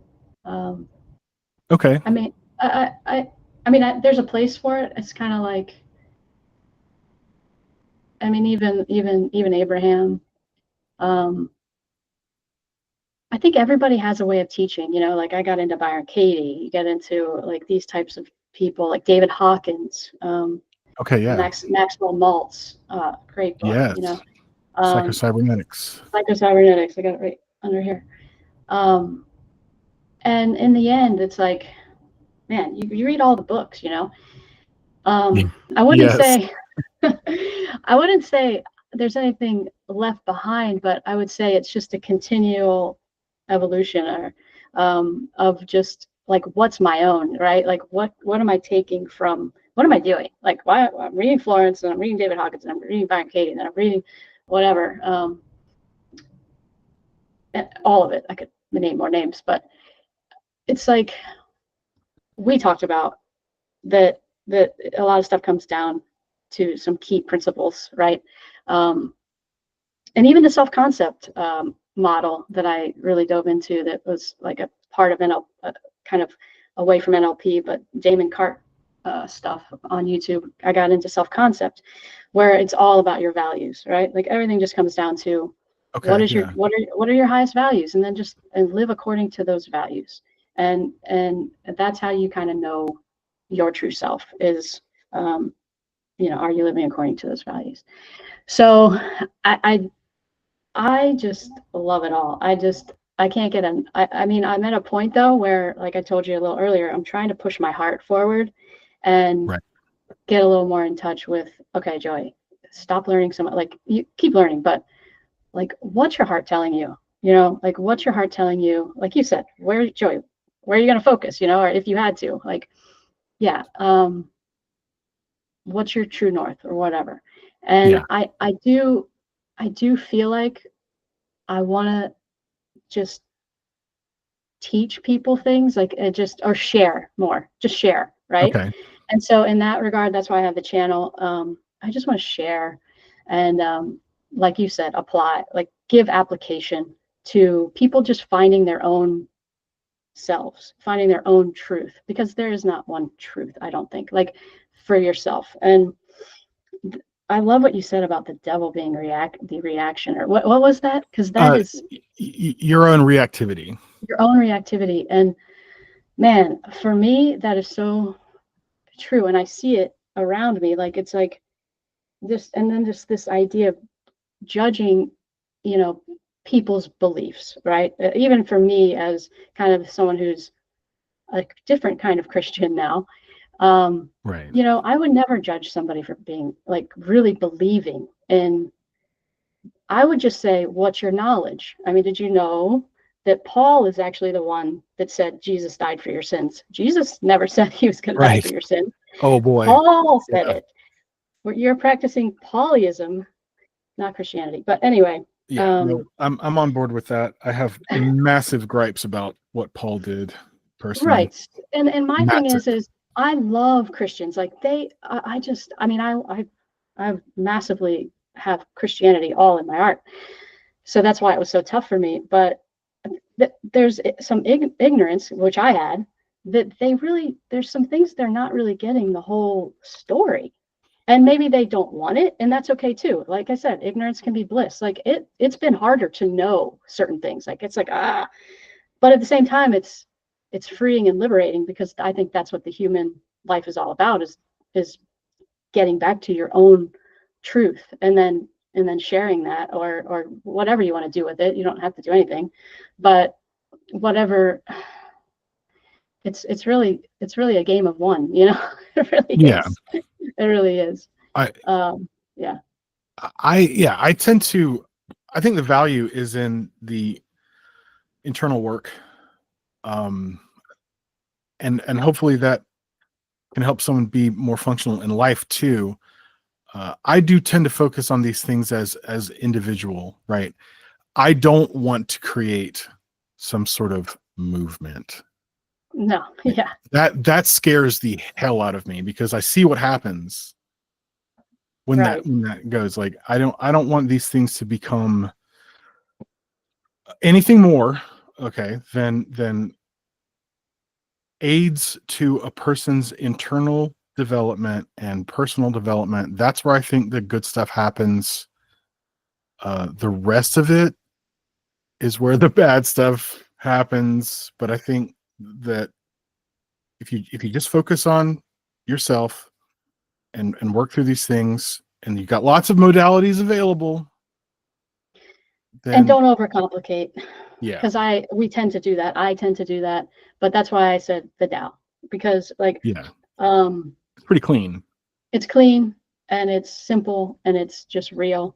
And for me, like, that's my just finding that quiet space is really so peaceful. And I was going to say, in terms of teaching and whatnot, go ahead and finish your thought, because I don't think you were done. No. Please continue. Yeah. Well, just having different things on my channel. Like, you're right, it has evolved. The channel has evolved. It's all Neville stuff. And Right. lately it's gotten more, then I was kind of like, oh man, I'm really getting into the Tao. I want to share this. And then, and now reality transurfing. Oh, I got to share that, Yeah, and yeah. it's like everything I want to experience it. We're the experiencer, right? Yes.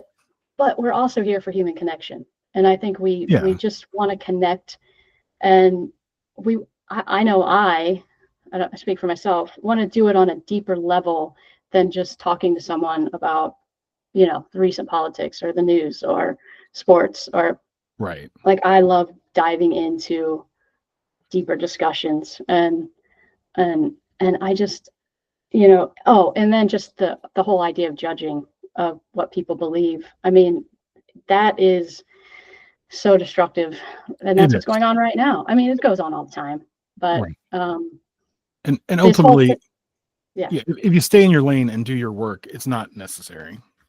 exactly. Yeah, you don't have to, but it's getting off the pendulum. And then once you're off certain pendulums, you can be the observer and then say, oh, and then not be so judgy, because I can just say, oh, they're just really heavily on that pendulum. Like, like give them some grace. Like that's where they are, and I'm going to be on a pendulum tomorrow, probably, like give myself some grace. Hey, I'm on a pendulum. And just the awareness of, hey, what are you doing? Why are you doing it? Get Yeah. honest with yourself, and then trust yourself too. And that's one big thing. And I did a affirmations thing on trust. It's a while ago, but I have a trust affirmations on my channel. But I did that because, for me, right, like at first, like I was thinking, man, I really don't trust my decisions. Like I have trouble making choices. Like in my, like I jump around spiritually, right? I'm over here, Yeah. I'm over here, I'm here. And it's because I didn't trust. I'm still working on this idea of just really trusting yourself and your decisions. And Sure. Well, again, how do you do that is you stop over mentalizing everything, right? And you get back into the stuff we're working on, right. getting back into awareness, and visualize, and just getting into that creative mind. It's just, there's so much there. And when I'll forget it. I'll forget it. I'll get caught up in like, oh, what decision should I make? What should I do? What should I do? Instead of saying the answer is there. Just chill. Yeah. And Yeah. and also, doing these internal deep dives. I mean, my one of the foundational beliefs, if you will, or realizations, however you want to characterize it, right? Theories that I'm operating on, that I've seen across esoteric traditions, is this notion, and I see it everywhere. And it's a radical notion. It's hard for people to see at first because it's couched. It's a little hidden, not everywhere, but anyway, the idea that there's more than one self bouncing around inside you, dude. Yes. And Oh, yes. this is something that is an incredibly radical notion, and kind of can be it can be disturbing to think, what do you mean there's more than one me in me? Well, every esoteric system that I've looked at says so in some way or another. Tell me more about that, because I had a thought right before we came on to talk to you about something about related to this. Okay. So So yeah. so the way I've set up my client sessions, as you know, is to identify the four of those selves as the elemental pieces and to speak with them, Mm-hmm. right? And I think this is a pretty good basic breakdown. We don't have to go bananas with it, but your body and your mind and your heart and your will act independently as though they were separate selves, all claiming to be you. So the classic example, and this is what Sarva Priyananda says, and it's a good example, so I will use it, is your brain decides that you're going to wake up at 4 o'clock the next morning. 4 a.m. I'm gonna hustle, bro. 4 o'clock in the morning, whatever. Your brain thinks this is a good idea. Your body never agreed to it. So when the time comes, 4 o'clock rolls around, the alarm goes off, your body vetoes it. Mm-hmm. Says nope. There are also other examples when people talk about the struggle between the heart and the mind, right? My heart wants this, but my mind wants that. And, people say, oh, well, that's an interesting way to look at it. But that's not really what's happening. I claim that is, in fact, what's happening, that's more real than you think. Yeah. Yeah. And so going off of the classic elemental division of fire, water, air, and earth, pretty sure they represent the body, the mind, the heart, and the will, especially in the Golden Dawn tradition. Mm. Yeah.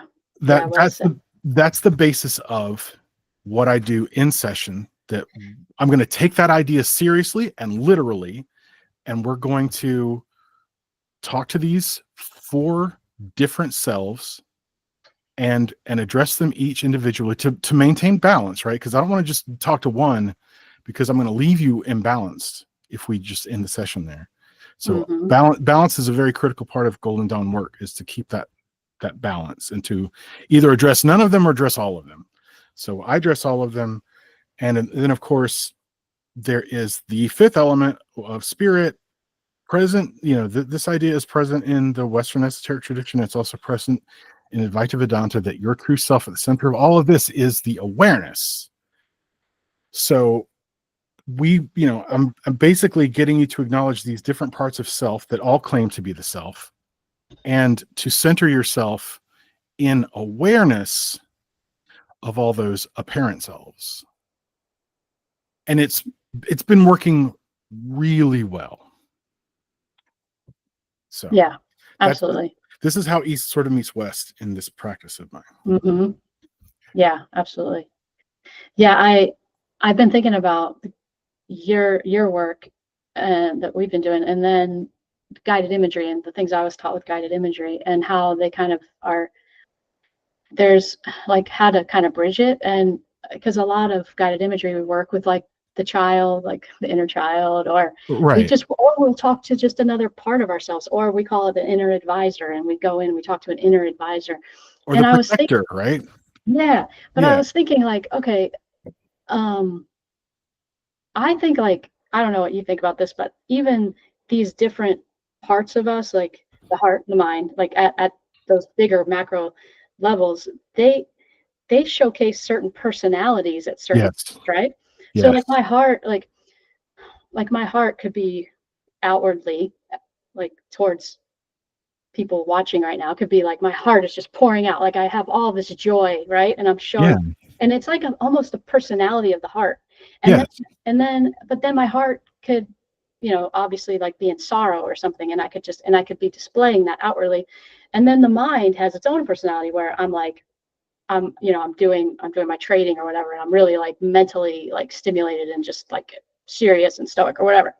And so it's like we talk about personality, but I'm bringing it together with what you're teaching, and or what you're showing me in imagery, is that there's like these little personalities within the heart that are what people would say is Joey's personality or whatever, right? But right.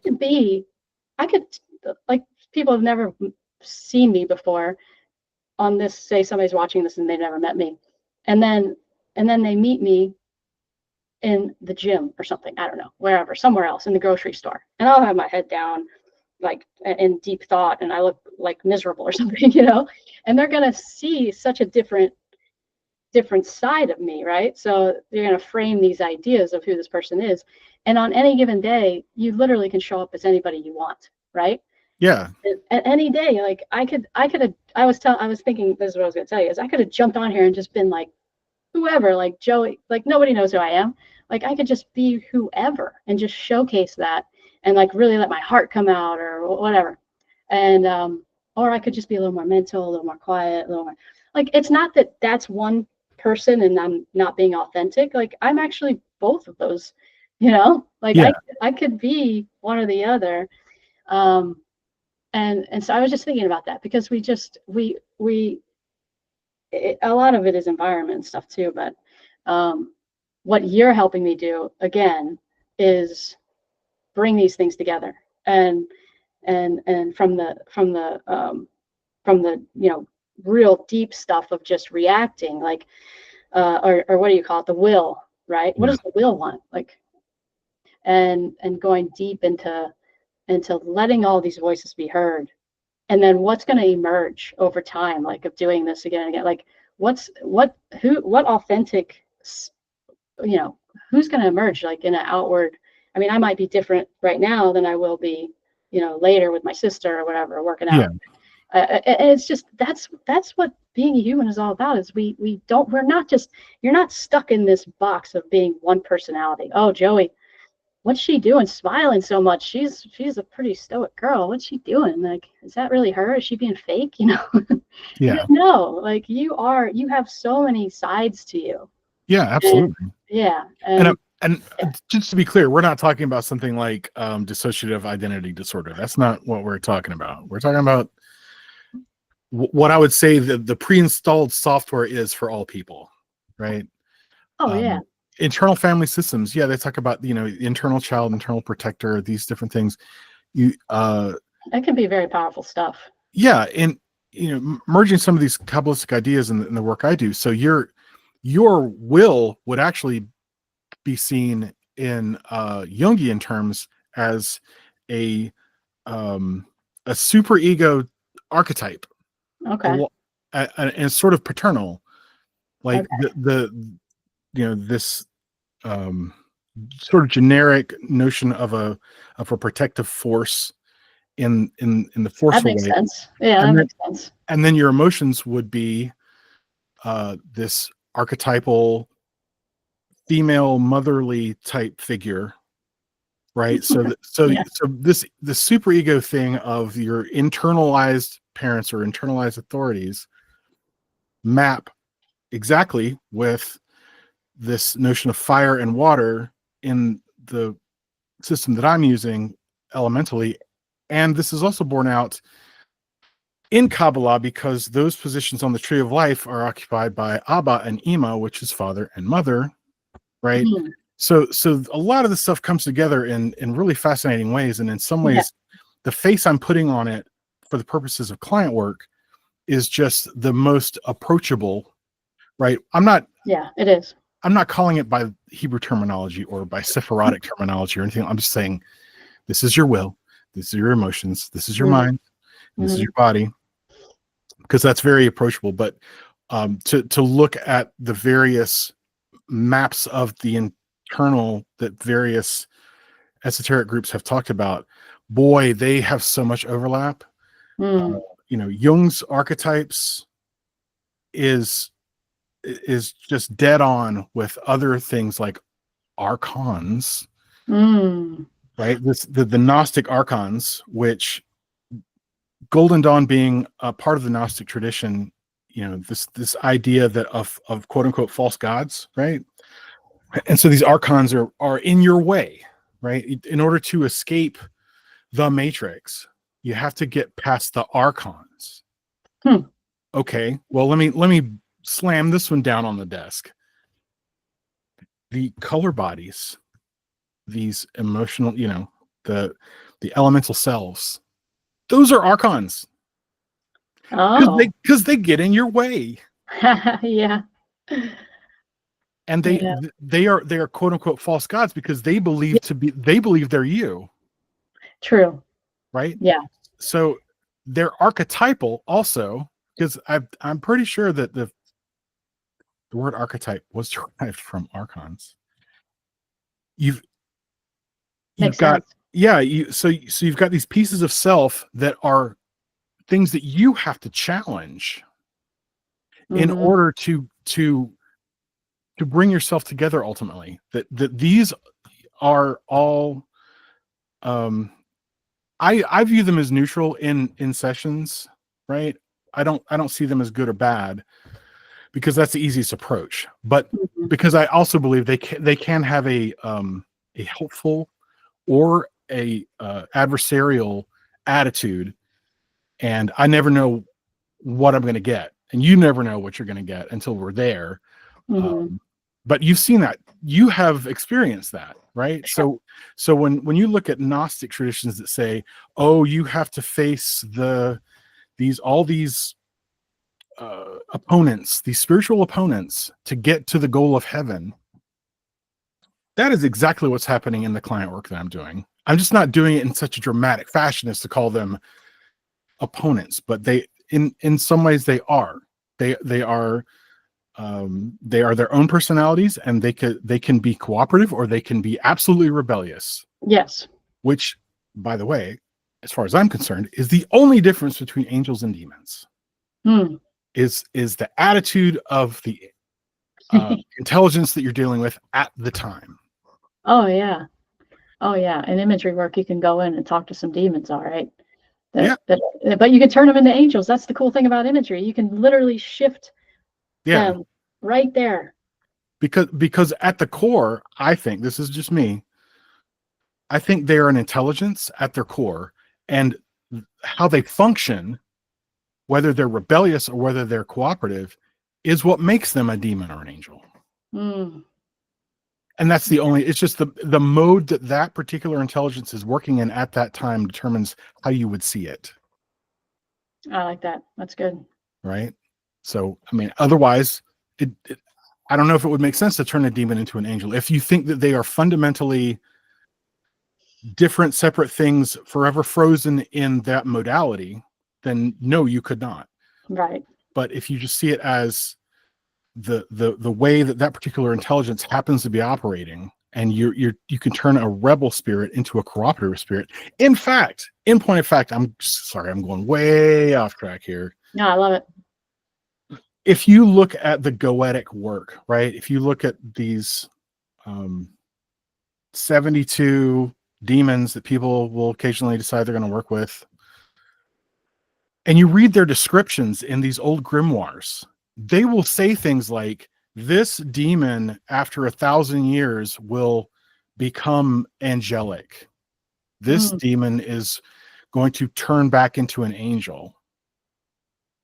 So that's very telling. And so when I study these things, it's those little hints and little sidebars. I'm like, wait, that implies something important. That's not just a fact for its own sake. That's trying to tell you something. So this is how I have created my esoteric worldview, by just looking at the little pieces, little, and sometimes it's just little crumbs that are just dropped. Right? Oh, wait, this implies something important. So I've tried to put this together. This is why I do the work that I do in the way that I do it. There will be transformation. Yes, there will be transformation. Absolutely. And so this whole escape the matrix idea, which is very Gnostic, which is that you live in a world populated by opponents, right? These opposing spiritual forces. And depending on whether it's one school or the other of Gnosticism, some Gnostics believe that they're opponents by nature, but they're not malevolent. But another school says, no, they're actually evil. Yeah. Either way, what they're saying is that you have all these internal intelligences that you've got to work with in one way or the other, and sort of come to how do I put this? Sort of sanctify and purify them, get them on your side, get them to be cooperative, and then integrate it all, so that you can get past them. And when we do the layered work, where we're going from the outside to the inside, that's what we're doing. We're getting past the different layers. Yeah. Which so many stories in the esoteric world are about. You got to get past the guardian. You got to get past the dragon. You got to get past the angel with the sword. They're standing in your way. That's part of why I structured my work the way I structured it, is that we are doing exactly that. Yeah, and just even on like the outside, the external level, us giving so much power to these external, what do you want to call them, archons or elite, or like whatever you want to say. We're just giving them the power, which is building the door even stronger for us not to be able to get through, right? Right. So that makes sense. Like if you go within, and it's That's really right. your own internal. Everything's internal. It's like that reflection, right? Right. Awesome. That's right. All those archons, which people, it's easy to see these things as external, because that's how our physical bodies navigate the world, is that the world is external and everything's external. And then you don't think of yourself as having this rich internal landscape. You think of yourself as basically a potato, right? Yeah. You know, there's nothing very important inside, other than organs. But the world happens out there. But no, and the esoteric stuff almost uniformly says the really important spiritual stuff is all inside. It's all internal. Yep. And including the archons, including the klipot, including the sephirot, including any discrete intelligences you care to name, angels, demons, doesn't matter, jinn, genies, they are all internal. And that's what you have to work with. Now, I think it was Paul who said, we wrestle not with flesh and blood, but with principalities and powers. And that is actually what he was referring to, was this internal stuff. Yeah. When Jesus cast the demons out of that guy, we are legion, for we are many. They were internal. You don't see depictions of like demons around the outside of the guy. Right. Right? No. Yeah. So we have all these internal intelligences, and we culturally hang a face and a name on them based on where we're at. So you could put Roman gods on them. You could call them planetary powers with the Roman names. You could call them angels. You could give them angelic names. You could give them Hebrew names. There's just a lot of different ways to put faces onto these internal intelligences. And I'm less interested in the names and faces that we have to hang on them to be able to access them, because in the Golden Dawn, they say, by names and images are all powers awakened and reawakened. But it doesn't matter quite as much what you call them, as long as you call them. I don't care what you call me, just call me, babe. So you're addressing, you try to address these things in the language that makes the most sense to you. If you're a Kabbalist, that's going to be Hebrew stuff. If you're a Goetic ceremonial magician, you might call them by angel names or demon names.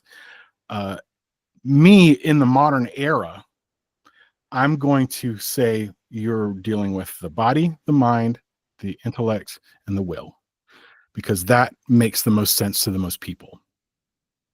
Yeah. So I feel like I've hijacked your interview. I'm so sorry. No, we're having a conversation. We are having a conversation. Yeah, it's been great.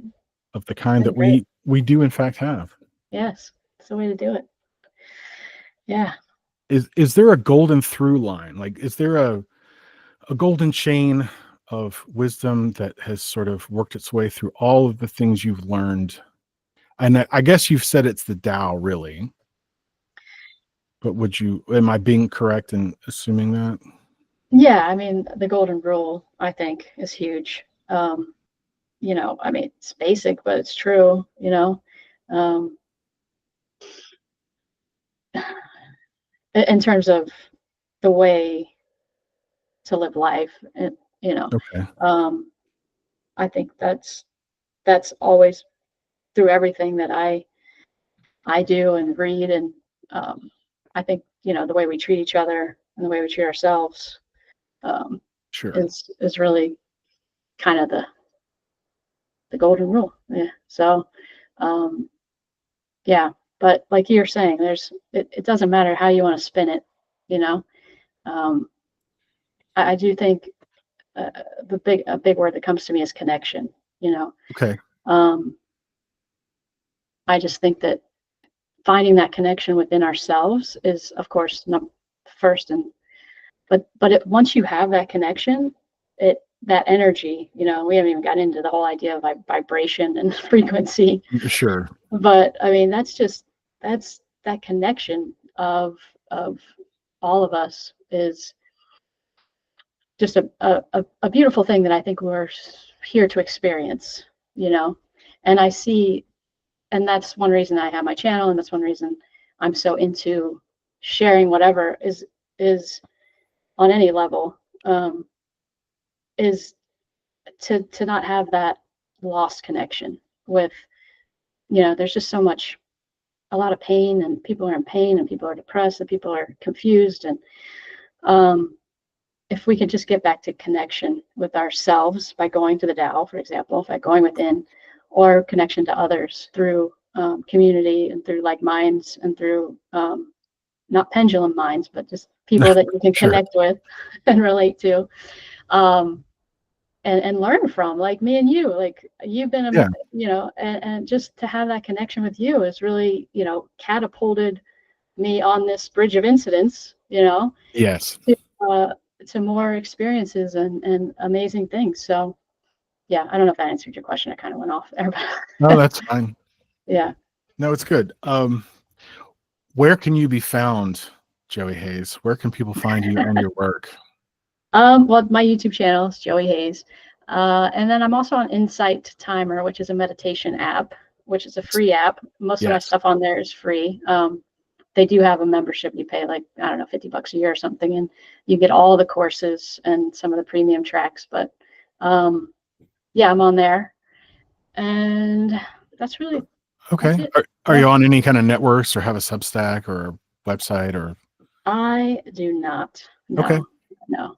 I get on, I'm not a big Instagram, Twitter. Yeah. So yeah, just YouTube really. Okay. And what services do you offer? If someone said, I want to work with Joey Hayes, what would you offer them in terms of your services? A good ear to listen. That's really important, actually. Yeah, no, yeah, I am mostly full-time day trader now. Okay. For money, right. for my income. I do still have a couple clients that I personal train and help out that way, but I love guided imagery. I've done some like coaching type mindset coaching before. It's not something that I really advertise or anything, but I've helped some people out with that. If they really wanted to get in touch with me, free to email me about that. But yeah. All right. And I tell you what, you send me the links that you want me to put in the description. Okay. Links in description, and I'll put them in the description. So yes, links in description.